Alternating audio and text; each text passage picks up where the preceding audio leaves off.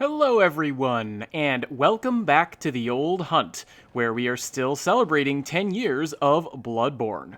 We are playing through version 1.00 of the Japanese release, and last time, we finally took on the One Reborn, and we also, in the process of doing that, thought through a number of just wild, crazy theories of mine, and considered some of the more, probably more thoughtful, reasoned ideas from other people.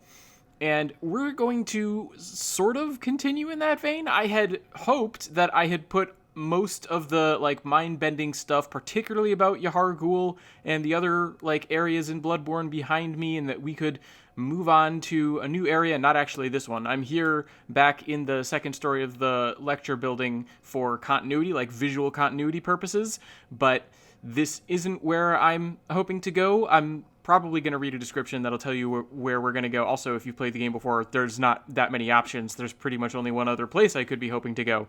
So, because I'm not going to the Chalice Dungeons. So, we're going to be shifting gears to that. I'm going to try and make progress in that direction in this episode, but I'm also going to take some time to go over a few things sort of as before, incorporate some comments, but also, notably, there have been a few lore videos, one of which is brand new, the other of which has been out for a while, but which was new to me, that I'd like to discuss. And to do that, sort of bridge our way, make me feel like I'm making a little bit of progress, I'm actually going to warp over to the dream, like I didn't want to do at the end of the last episode, and we'll start the, weird speculation train again. And I'll see you shortly.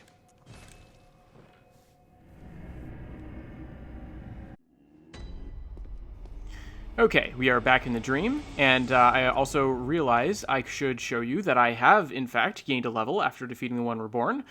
I was able to get my arcane up to 42. It's only one level. I'm, really high level because I've been doing the chalices, so normally you probably expect to gain maybe a little bit more than just one level by going through all of Yahar'gul and fighting the One Reborn, but, this is what happens when you do the chalices. So, this is my current build. Also, maybe I should show this off, because this is related to version 1.00, although probably not as strongly as you think it is, Gameplay Matt. Hi everyone, Editing Matt here to clarify a situation that's more complicated than Gameplay Matt remembered.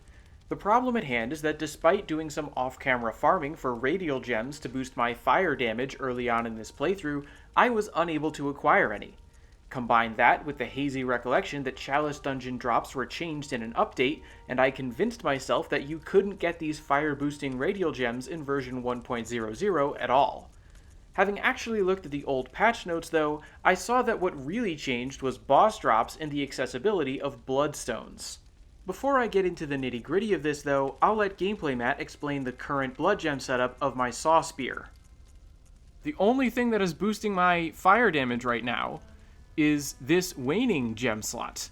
And I actually am currently not on the biggest damage boost because, as you can see, this one here gives me a 14.2% increase to my fire damage. This one only gives me 13.7%, but it doubles the HP recovery effect that I'm going on, roughly, right? Well, maybe not doubles because it's +1 and I'm getting 3.2 from this droplet gem effect. Because, what else am I going to do, right? I've got, this weapon is going to be super effective against beasts, so I'm boosting that by using the gold blood gem, and then I'm giving myself some regain, a decent source of it from the tier blood gem, because they're droplets and they can go in any shape, so I've filled them in with the radials that are otherwise useless to me. And then over here, I'd only gain 1 point of damage effectively by using this 14.2% slot, so I figure, taking that and just boosting up my HP recovery by maybe something like 25%, it doesn't hurt. And it's probably basically 6 of one, half dozen of the other. But I did think it was interesting to point out that if you play the game in version 1.09, you're guaranteed to get a random fire gem drop from the Watchdog of the Old Lords at the end of the very first Chalice Dungeon, making a fire damage boost to a converted weapon much more accessible. In 1.00, I got nothing for defeating that boss, and despite farming enemies for blood gem drops for a few hours, I failed to secure any other radial gem to empower my weapon. Admittedly, blood gems from the first Chalice dungeon aren't exactly super powerful, but they'd be better than nothing. Furthermore, my current predicament also helps demonstrate what can happen if you either don't know about the chalice enemies that drop radial fire gems, or just give up on them. I've only got one blood gem powering up my main weapon's damage, even though I'm towards the end of the game and have made lots of progress through the chalice dungeons. I have, I've done all of the Hintertombs. Let me show this off. I've done, what else have I done? I've done all of Loran except for the very last boss. I think that's going to be over here. So this is Lower Loran, and I have cleared up to the third layer. I haven't beaten the boss of the third and final layer of Lower Loran. Difficult boss. Actually, this weapon, I was hoping getting it to +9 would help me against it. Haven't had a chance to see how well it fares, but we'll see. It does, to be fair, like, even with nothing but the fire waning gem in this weapon right now, like, it does do a good amount of damage to Dark Beast Parl, the final enemy here in the Lower Loran Chalice. So I was pretty happy even with this weapon at a +8, and now that it's at a +9, I'm hoping I'll be even happier, and that'll be enough to sort of push me over the edge to defeat that boss.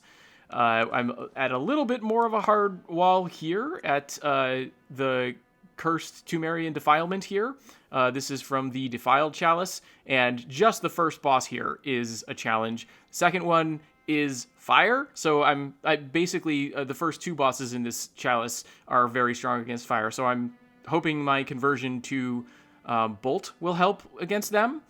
And then after you beat, this is sort of an abnormally difficult chalice dungeon, this Defiled Chalice, so if I can get past it, maybe by the time I'm done with this playthrough, I'll have access to some better gems that, like, will help my setup. Maybe not. I might not get that far, quite frankly. I'm very close to the end of the game, and I don't know how much time I'm going to have for off-screen chalice dungeoneering anymore. But we'll see. We'll figure it out as we go. That's all I can ever really do with this playthrough. But again, I just wanted to sort of document how, first of all, your access to blood gems can make a big difference to the way the game plays, and second of all, how in Bloodborne, knowledge is power. Now, having said all that, I realize I have the option of using other weapons with better scaling and gem options, but I am switching back to this because I'm tired of using this weapon and I don't want to upgrade it further. I could start investing my bloodstone chunks into another weapon besides the, like, arcane version of the rifle spear, but that one, I think it'll be a little bit easier to bring online, and as I continue to make progress in the game, perhaps that will become clear as to why.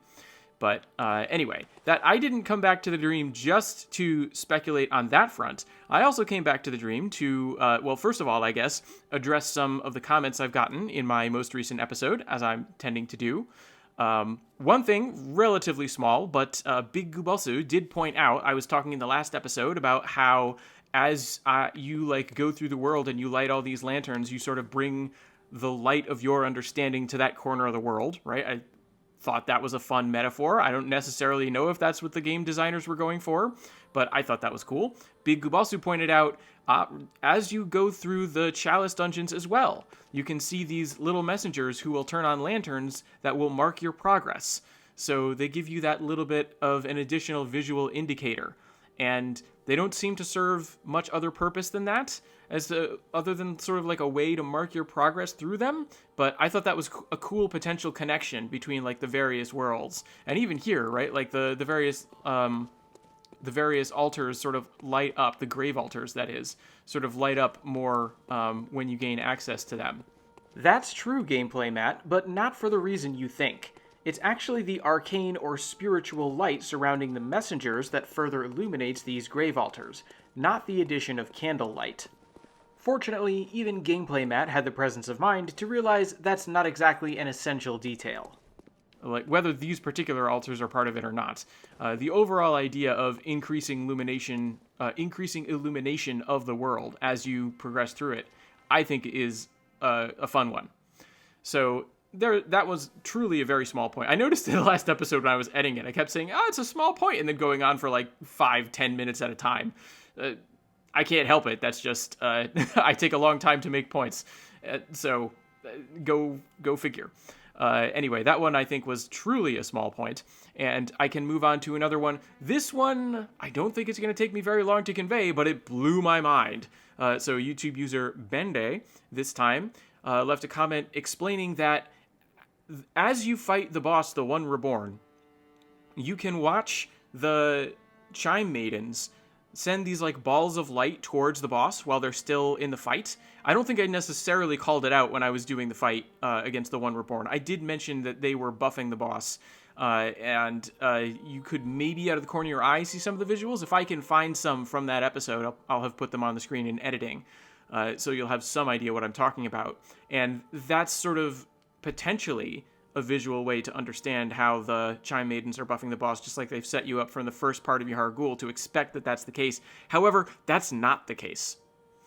Apparently, through data mining, people have gone into the game and they have determined that the Chime Maidens in that fight do not buff that boss. The One Reborn that you fight is just the same One Reborn that you fight all the time. And while if you ignore the Chime Maidens and go straight for the One Reborn, like, they will start targeting you with attacks, and so it is still beneficial to kill the Chime Maidens, they're not actually buffing the One Reborn. Which I think is an interesting little sleight of hand. Because I, for 10 years, have thought, oh wow, they're buffing the boss. And in the last episode, I was talking about how it's sort of, they do like a mechanical foreshadowing by having it make it, but they make it clear that when you go through Yahar'gul, you are fighting these enemies buffed by the Chime Maidens. And then you get to the boss and it's being buffed by the Chime Maidens. Actually, no! I mean, I do think they sort of prime you to understand it that way by doing that mechanical foreshadowing, but as it turns out, it's a sleight of hand, it's a trick, and that blew my mind. For 10 years, or like a decade, over a decade now, because I started this playthrough on the 10-year anniversary, I've just had the completely wrong idea about how that fight works, and that is wild to me. And I do think Bloodborne is a game, and I've talked about this before several times, where they do sort of set you up with certain expectations and then sort of undercut them. Even the One Reborn as a boss fight in and of itself is something like that, right? Because you get into that boss arena, and one thing that I like about the official translation of the One Reborn is it sounds like that's a very important boss. It's the One. That One has been reborn. And it's clearly a very important figure. And you might even think, oh, if this is like, and we watch the cosmic birth, so this is sort of like a baby, and it's this ritual that's taking place right there in Yahar'gul at the center of all this weirdness. Is this the final boss of the game? No, it's not, right? We know from the notes, right? We need to seek the nightmare newborn. We need to stop it from crying. And defeating the One Reborn does not stop the baby from crying. First of all, it's not even taking place necessarily in a nightmare. It depends on how you view the world of Yharnam. But the point is, all that setup around the boss fight is kind of a trick, right? And this is going to sort of tie into, I think, some of the other ideas that are like running around in my head. Because it gets at like the weirdness of how connected or not connected the rituals are in Yahar'gul. So I want to go back there, actually. I keep thinking I'm done with Yahar'gul. It keeps coming back for me. I think I showed off the run from the church last time, so this time, I guess I could just go straight to the Advent Plaza, or the Rebirth Plaza, whichever you prefer, and then I wouldn't be getting attacked by everything. But I kind of don't like that. Oh, first of all, this is the underground prison, right? This is the Hypogean jail lantern. Doesn't work, right? That function has been lost. Interesting to note, what makes it lose that functionality, the bells are still on top of that lamppost, but the light, the candle, is what's gone. And I don't think I put that together in my last episode, but I did think that was an interesting thing to note. So it's truly the light that is like the operative part of the lampposts. And, I mean, that, I think, is clear enough just from the fact that when you first discover them and they are inactive, the candles are not lit, and then when you activate them, the candles are lit, and that's what allows you to transfer back and forth between the dream and whatever other realm you're in. So, you know, there is that. The candles have something to do with it. Also, now that I'm thinking of it, right, candles all over these graves. So, maybe that's also tied into the connection? I really don't understand. As much as I tried to think about it in the last episode, I really don't understand the whole transference thing. But I was in the process of saying, I think, even though I'm tempted to be able to just sort of skip all of the area, I want to show off the other route that we could have used as a run back to the boss fight, since I'm going back to Yahar'gul anyway.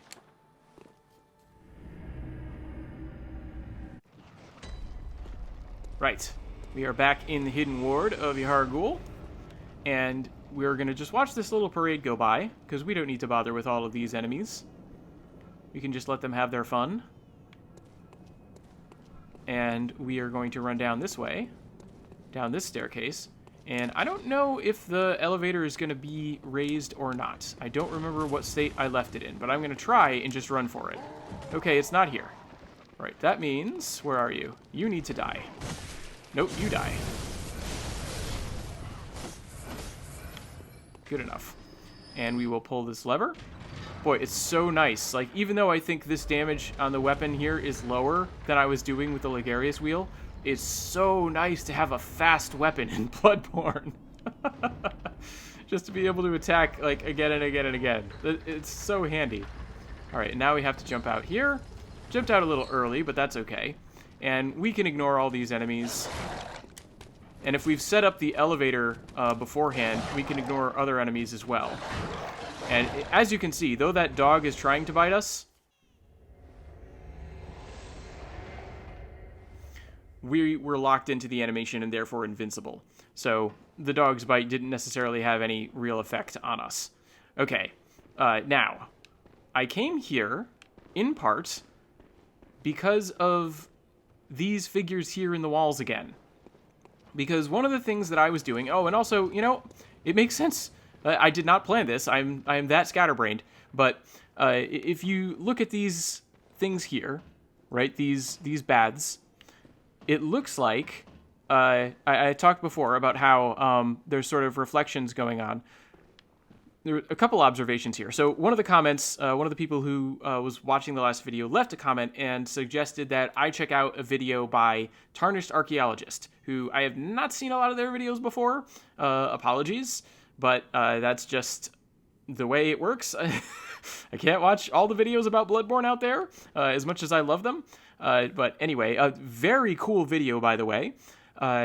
They were suggesting, because I sort of see this sort of circle here around the bathtub as like mud, and I guess this could show you like how poor I am at parsing visual information, why I tend not to rely on it, is because they were suggesting, Tarnished Archaeologist, that these candles had like melted down into the wax that forms this like indentation here. And I mean, makes a lot more sense than mud warping in from nowhere, although we do get a little bit of mud warping in from nowhere, as I was pointing out with some of those figures before. I don't know, again, I'm not super great at parsing visual information, but maybe these candles are, like, meant to be understood as having burned down to form all this wax here. That could explain all the runs through it, right, because the wax wouldn't necessarily spread out evenly from all the candles. And Tarnished Archaeologist also pointed out, that was super minor point, by the way, also pointed out that these things here, if they are working on the principle of reflection, could indicate that the school of Mensis was into the study of optics, and that later on they moved into the study of electromagnetism, because the Mensis cages they wear on their heads, right, those like things that we've seen before, that the weird cages that are over them. Is there a handy example nearby? I can't remember. Let's kill this bell ringer one way or the other.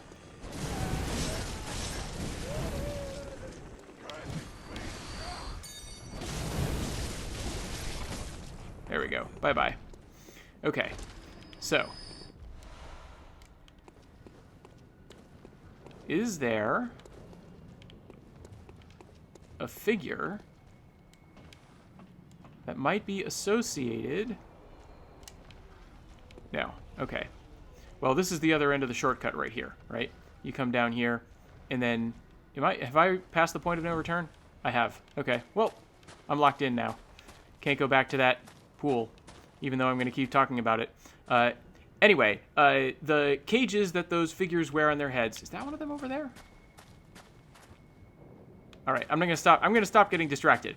The cages on their heads are sort of hint at a move towards electromagnetism, because they sort of resemble these things called Faraday cages. I've heard the connection to Faraday cages before. I don't know the most about this subject, so it doesn't necessarily stick in my mind. But apparently these have a lot to do with protecting you from lightning in real life. And in Bloodborne, maybe they help protect you from cosmic forces. Maybe. I've always been a little bit more fond of the idea that they're sort of like radio transmitters. But again, that's another theory of mine. We can get into that a little bit more when we get a hold of one of those cages for ourselves. But maybe they're not mutually exclusive, because as far as I know, radio waves also have something to do with electromagnetism. And the thing that I think that Tarnished Archaeologist brings up that's super cool is that these are actually apparently like down to the same force. Again, this isn't my area of expertise. This is something to do with high-level physics. But apparently, like, electromagnetism and optics and even light or something are all to do with electromagnetism. Right? It's all one thing, apparently. And if you're really into physics and you're watching this, maybe you can explain that better than me. But it's all the same field, right? So the idea that Mensis would be poking around in these different areas that are all sort of in the same field, I think holds together very nicely. Obviously, it's all the same field, but it feels like different things, right? And so the place that's associated with these electromagnetism studies and is also associated with these reflections, these reflecting pools that allow you to teleport around the world, right? It feels very cohesive that those things would go together that way, even though they're also disparate technologies, which is interesting. Very cool. There are a few points in Tarnished Archaeologist video that I was like, I think you're maybe asserting things a little bit more strongly than I would personally feel comfortable. But then, I don't feel personally very comfortable asserting things very strongly at all. So, to each their own. But, I mean, one of the things that Tarnished Archaeologist was pointing out that I was thinking, maybe, was... First of all, there's part of this statement that I completely agree with, which is all of these people in the walls, which we've talked about before, they look like they're running away from something. They all look like they've been caught in a moment, right? They look like they were in the middle of something when they were suddenly petrified and frozen in like this position. And yeah, that seems to be the case, right? You have people sort of like in mid-fall, it looks like, that got caught and turned to stone by whatever this thing was.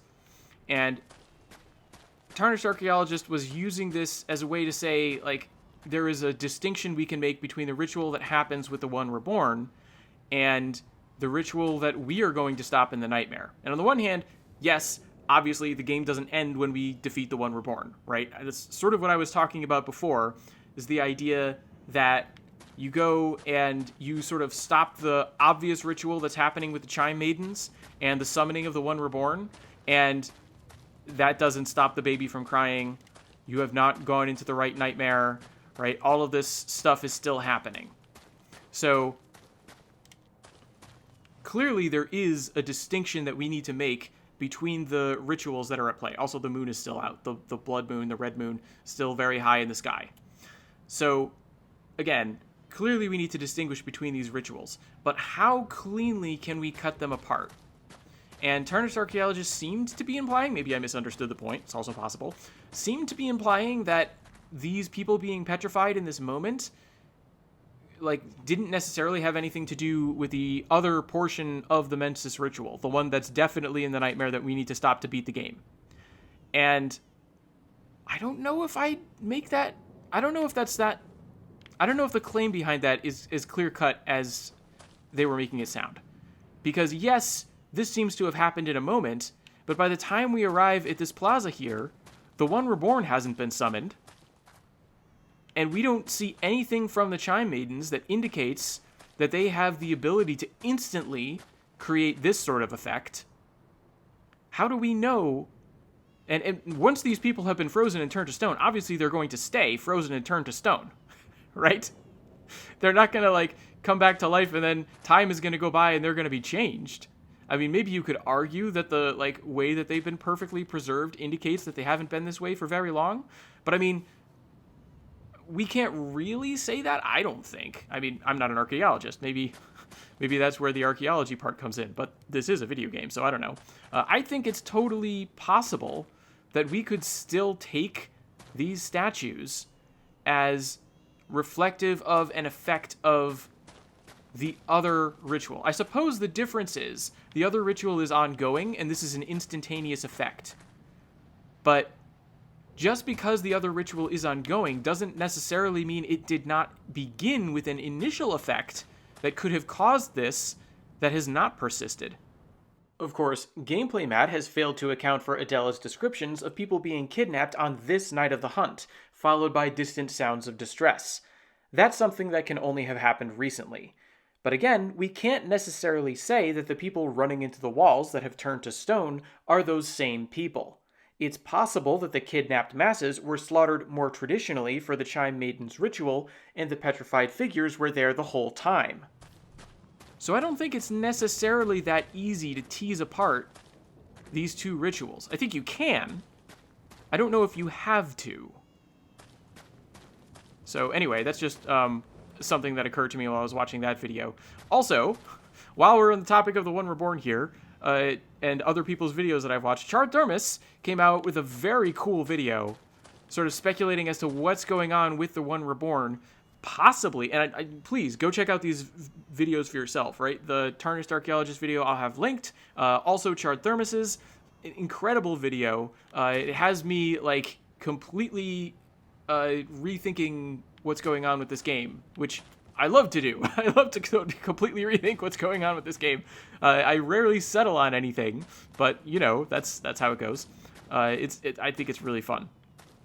Anyway, Chart Thermos has this video, and like some of the conclusions, right? The idea that the One Reborn might have been Lawrence, and I think this is very cool because Lawrence is sort of like one of the central figures in the game and the Healing Church, and you can think of him as sort of a Christ figure in Bloodborne, and I do think it's interesting to look at Bloodborne from a Christian perspective. You get things like the relics, you get things like the obsession with defeating death, right? There are certain elements of this game that feel like they could be looked at very productively from a Christian lens. There are other aspects of this game that I don't think feel particularly strongly related to Christianity. But I mean, there's holy chalices, right? Even without considering the like body parts of saints that serve as the ritual materials for them, right? That are analogous to relics in the real world, right? Even without counting those in, just the fact that you have, right, the holy grails, right? The holy chalices. They're the ways of taking part in communion, right? Now, obviously, the Healing Church has a different belief system than real-world Christianity. But, I mean, even down to the idea of taking in body and blood, it's from communion, right? That seems to be, like, a different sort of take on that. Seems to be what's going on with the idea of the world of Bloodborne. So, it's really interesting to think about the sort of Christian parallels. And I think, I am not the person to do this, but I think there is a lot of free ground, not necessarily free, but there is room for like Christian interpretation of Bloodborne that I'd be interested to hear. And I think Chart Thermos has been exploring that angle in some of his recent videos in very productive ways. And so if we think about a Christ analogy with Lawrence, then we can think about him coming here into the Plaza of Rebirth, or Advent in the official translation. And again, right, like the idea of the advent of the god or gods, in this case, maybe the god coming among us, right? I think it fits. I think it fits very nicely. Chart Thermos also had some like very cool observations on the like sort of visual state of the beasts that we can run into and how they're possibly not in bandages at all, but rather like burial clothes and burial shrouds, for evidence that the dead are transforming, and that's sort of a way that they're living again. And that one, I'm a little bit, like, that one's harder for me to wrap my mind around. I still think it's very cool, but it's harder for me to wrap my mind around because of the presence of blood echoes, right? Because blood echoes are sort of analogous to souls, and we get them, and we know that when we as hunters die, other things, like, you can encounter other creatures that are walking around the world with those blood echoes. And if those blood echoes are sort of analogous to souls, and we know that they linger in this world, in part possibly because of Yharnam's burial practices, and they sort of adhere within the living, definitely within hunters, probably within other things as well, what's left of a person to transform after death? And this isn't necessarily what I would consider like a hard, insoluble problem. I think it's a soft and possibly soluble problem. I just can't wrap my head around it. So I'm again, that's the sort of sticking point for me right now. But to get back to the original idea, like, one of the things that I think is cool about it is we've been talking about the blurred boundaries around reality right here, and the blurring of the line between nightmare and the real world, if this is indeed the real world, right? What's real and what's a nightmare have sort of become blended together. I'm more and more fond of this idea of the nightmare that sort of worked its way into reality, so that this is the real world we're running around in, but we're also treading through nightmarish scenes because the nightmare has begun to impose itself onto reality, and so this is at once real and a nightmare at the same time. I sort of like that idea. But what's one of the implications of that, right? Nightmare realms are afterlives. That means the dead are walking among the living on this night, right? The line between life and death, life and afterlife, has been blurred. So, posthumous transformations? Is that really so out there? I don't think so, right? I think you could totally make that work. And if you don't have my particular hang-up with how that works with blood echoes, then great. I left a comment on Chart Thermos's video, by the way, asking if he had any thoughts about the blood echo things. I haven't heard back, but we'll see. I don't know. But, you know, I've said this before and I'll say it again, I am not like a lore master. I just, run around, think about the game a lot, throw out some wild theories, and hope that other people can put the pieces together better than me. And this playthrough here is me sort of playing through the game and honoring it. Okay, now there is one other thing, because I was thinking about what might be a mechanism for people being able to come back without the souls, right? Because if the blood echoes are analogous to souls, what else might be left behind? There is another thing that is left behind there's lots of other things that are left behind by the dead, right? You get the cold blood, which has bloodstone shards and chunks and so on, right? The bloodstones, also the blood gems. But those are more like physical substances. They're not like parts of a person. But there is another part of a person that can be left behind, which is Madman's knowledge, right? Now, Madman's knowledge gives you insight, and so it's a way of passing things on from the dead that we can receive, right? Sort of like we receive the sort of soul analogous things, which are the blood echoes from the dead. But I'm not so convinced that the knowledge has life force, which is why it stays in the body. Maybe the presence of the, afterlife, the blurred thing, maybe the souls, because the lines between afterlife and life have been blurred, maybe the souls are returning to the bodies, right? The blood echoes are being emptied from the dreams and returning to their lives, and in the process of doing so, that's wreaking the transformation. If you want to make that work, maybe that could work. I don't know. Interesting to think about. Also, and Chart Thermos brings this up in his own video, right? It's not like he hasn't thought about counterexamples. There are people that we watch transform in front of us. And I guess this is going to be a good way to bring this back around to another sort of sub-point in Chart Thermos's video that I'm also very torn about. I'm going to warp around back to Gilbert's house, and we'll get there.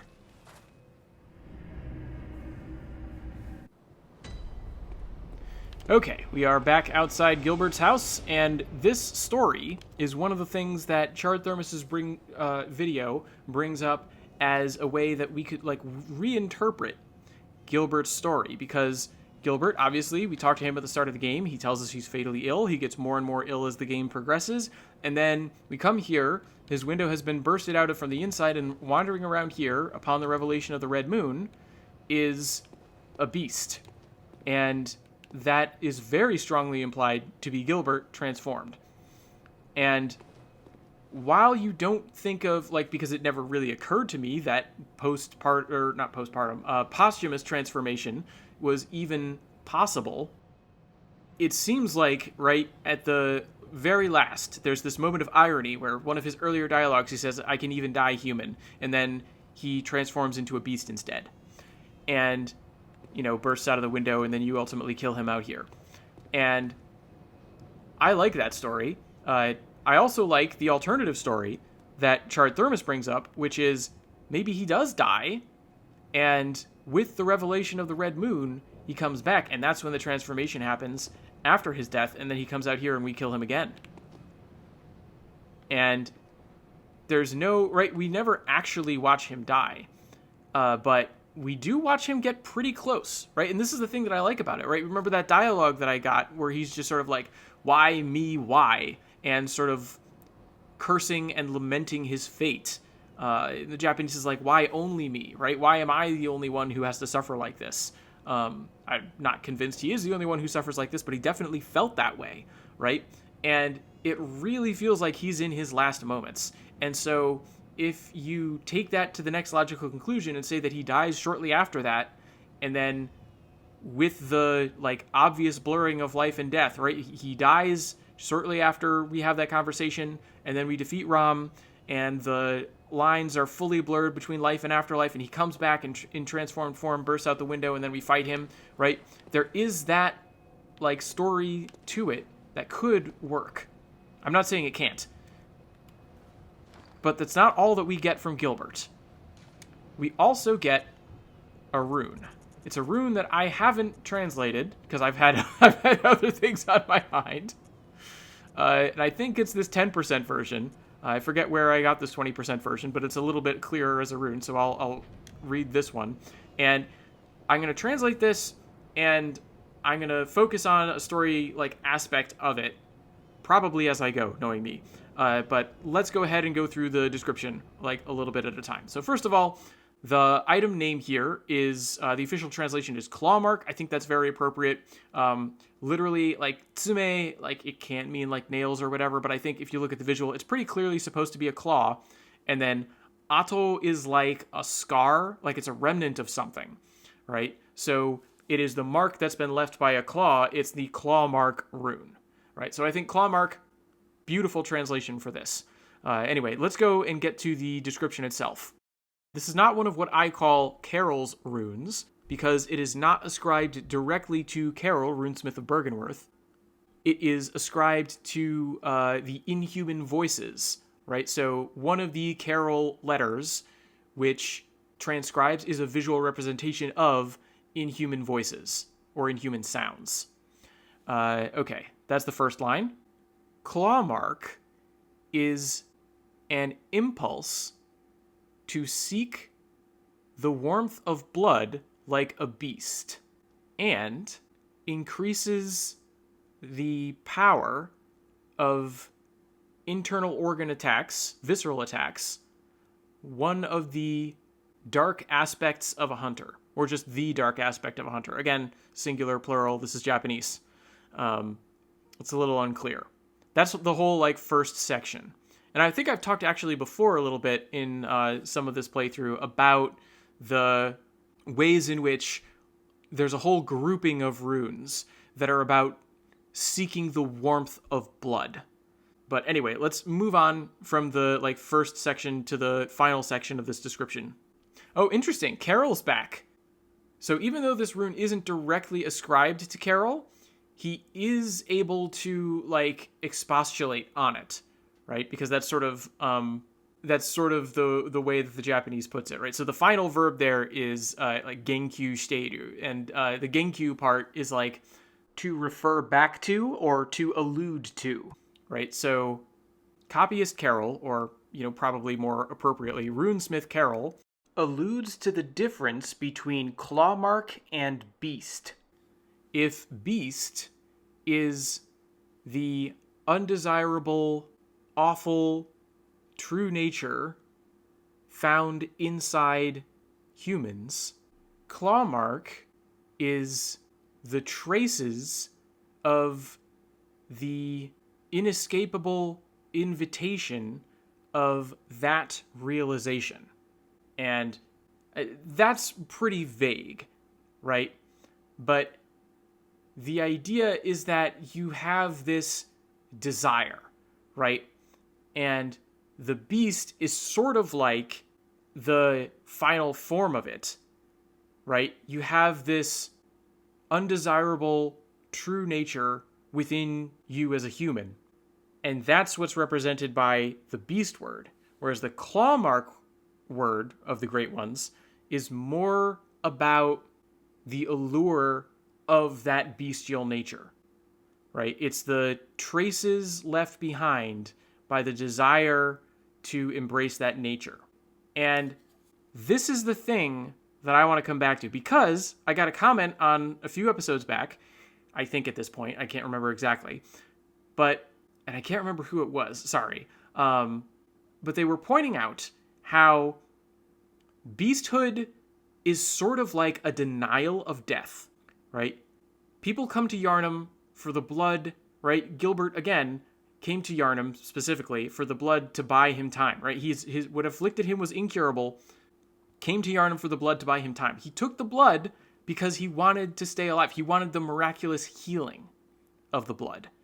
What happens when you take the blood? You get this like rush of vitality. I don't think I'm not in the dream, so I can't show you the blood vial itself. But, right, the Yusefka's blood vial. This, refined blood has a higher, it has a greater euphoric feeling, right? Greater sense of the euphoric feeling than regular blood because it's been refined, and therefore it recovers more HP, right? So what's going on with blood? It boosts your, euphoria. It boosts the joy of life, right? It boosts that feeling. Well, what's something else we know about beasthood? Where's beast? Oh, right here, beast blood pellets, right? It's all about immediate animal pleasures, right? It's about, right, this final description where flesh is flayed and blood is sprayed, right? It's something about the official translation, right? Greater heights of power and pleasure. So it's this embrace of a dark aspect of life. What is this also tied to? It's also tied to the warmth of blood, right? Clawmark is the impulse to seek the warmth of blood. That's where it's seeking satisfaction. So it's this embrace of this powerful, euphoric feeling, right? You can sort of see how blood would be tied to beasthood through this euphoric feeling, through this intense feeling of vitality. And therefore, it's sort of associated with life. Now, I realize I've taken a lot of words and strung them together into this concept, so this is a stretch. But I think it's a cool way of looking at it, right? Sort of beasthood and blood. And it's long been speculated that taking the blood is tied, and I think this is not just speculation. I think you can back this up well enough that you can make this as a pretty straight claim about blood, the blood of Yharnam leading to bestial transformation.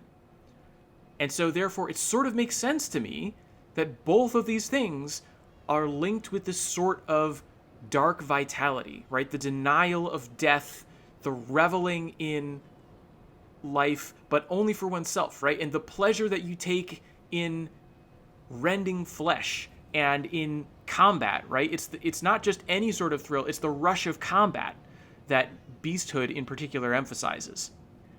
So there's that whole connection there. What happens again, I'm going to go back to Gilbert's storyline. We get to that final dialogue before he transforms, and he's cursing, he's lamenting, "Why me, why?" What if in those final moments, he gives in to the denial of death, to the desire for life, to the animal pleasures lurking within him, can no longer resist that allure when the red moon is made clear, and in that striving for life, he transforms into a beast and bursts out of this window. And because it was so strong, that desire was so strong in him, when we kill him, that's why we get the claw mark rune. I like that story too. Which one of those is accurate? The game cannot tell you. This is the thing about Bloodborne, and this is the thing about all art, really. The game cannot tell you. The piece of art cannot tell you how to interpret it. You bring your own interpretation, you bring your own story, you bring your own understanding to these things. And that's what makes it so fun. But at the same time, I'm sitting here at a crossroads because I like both of these stories, right? I like the story where Gilbert dies just after we talk to him and is brought back by the blurring of life and afterlife, maybe, if that understanding is even accurate. I don't know. If Charthermus, if you're watching, correct me if I've misspoken about all this. I've sort of taken my own slant on that idea. And then I also like the story of Gilbert in his final moments not being able to resist the bestial allure and succumbing with the revelation of the red moon, and that's what, causes him to burst out, and that's why we get the claw mark rune. So, I don't know, you can sort of make up your own mind about that. Again, you kind of have to. And, I mean, if there's one thing that maybe nudges me a little bit towards the latter one, it's the fact that there is the claw mark rune involved. But it could be something else, right? It could be some other thing that explains the presence of that claw mark rune that fits in better with the other story, and I just can't think of it right now. And I can't believe I've been going this entire time. What is this, over 45 minutes of pure confusion and speculation? This is terrible. All right, I'm going to head back to the dream so we can start making just a tiny little bit of progress. And I've got one more description to read, and then I'll probably get set up situated in the next area, and I'll call it. All right, see you again soon.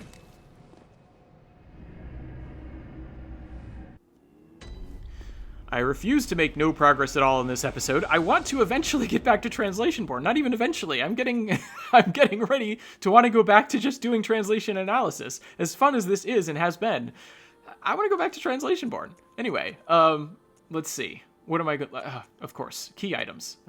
It's definitively a key that I'm looking for. All right, this is the upper layer key.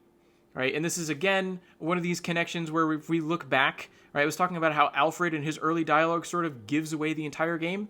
Maybe not the entire game, but a lot of it.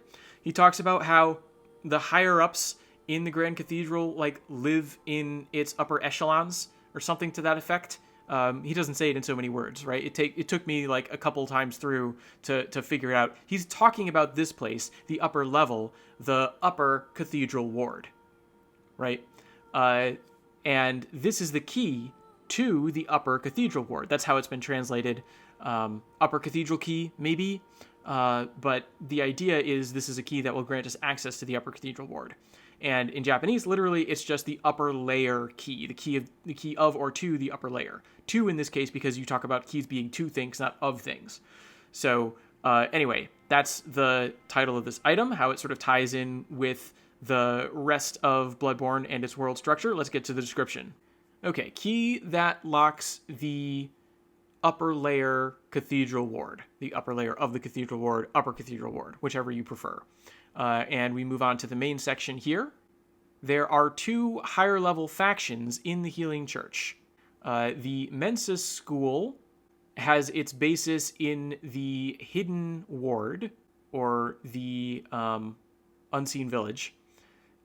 And the Holy Song Troupe, or the choir, has its base in the upper layer, right? The upper Cathedral Ward. And I've taken the final line and sort of dispersed it, right? If you wanted to get even more literal, it's like the Mensa School faction in the Hidden Ward and the Holy Song Troupe in the upper layer.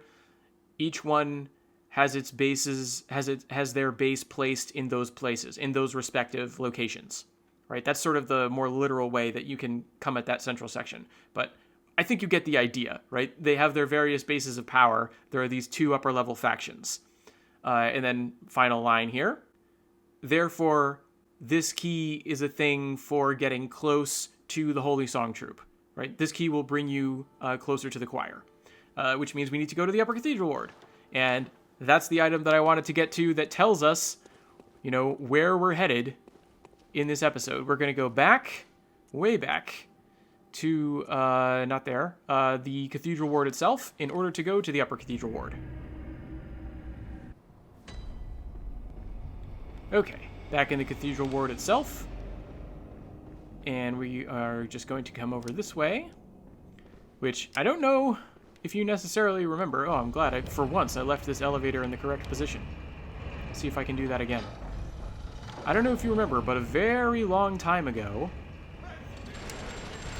we sort of came over this way, climbed the Healing Church workshop, and found a locked door. I'm not going to bother with these enemies right now. At least not on this level. I have to come out here, though. Oh, boy. Maybe I should be bothering with these enemies. I don't know. We'll find out. Get to the ladder. Okay. I made it. Never mind. I was right to ignore them.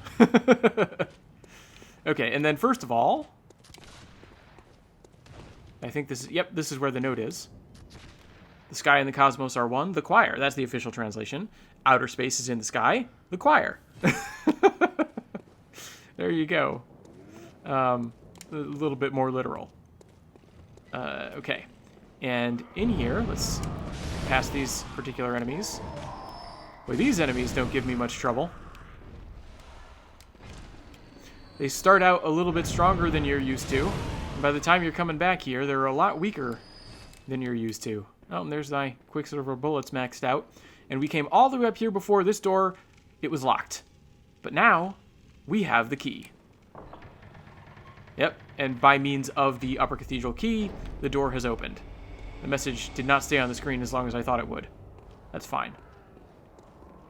And sure enough, we are here. What is this thing? That is a question to keep in mind. But I'm going to kill it because it could deal a surprising amount of damage to me if I'm not careful. But true to its name, we are on top of the Cathedral Ward. It'll be a little bit more obvious if I continue. Oh, it's right here. We can look down on the sort of central plaza there. All right, so we are way up high in the Cathedral Ward. So, exactly what its name says it is. Okay, that's fine. Executioner's gloves, go. I suppose the advantage of my not hitting with as many ghosts as I'm used to is that they keep going to the other target. It's kind of handy. And having used Quicksilver bullets, I can pick them up again. That makes sense. Alright, these ones I'm not going to bother with. I'm just going to run past. Because this is my primary objective, this particular lantern. And having activated it, I will return to the Hunter's Dream. Okay, we did not go far.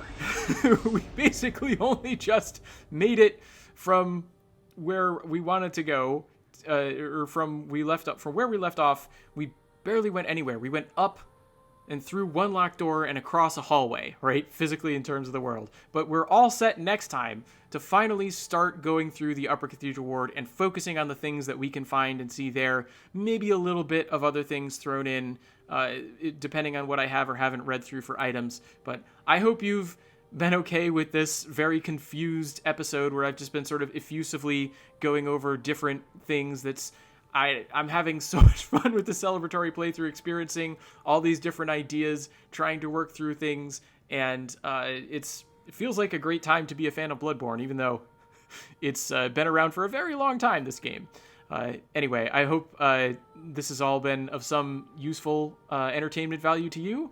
I certainly don't think I've straightened anything out, but again, hopefully it's been of some use.